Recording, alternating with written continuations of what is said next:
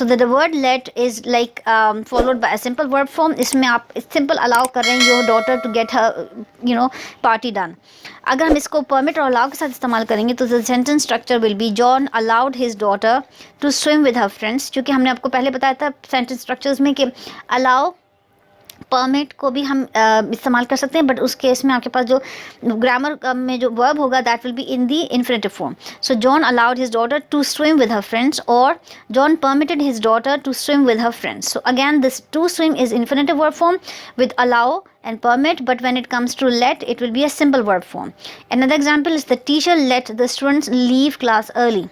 The teacher let the students leave class early, or the teacher allow the students to leave class early, or the teacher permit the students to leave the class early. So again, when it comes to allow or permit, तो आपने infinitive verb form use करना है, और when it comes to let, then in that case you have to use simple verb form.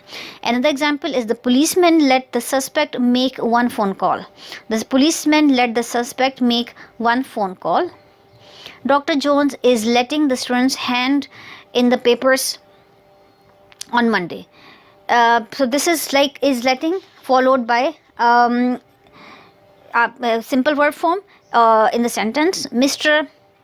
Binion let her son spend the night with a friend. So again simple verb form by after followed by let. We are going to let her write the letter. We are going to let her write her paper. Again let followed by simple verb form.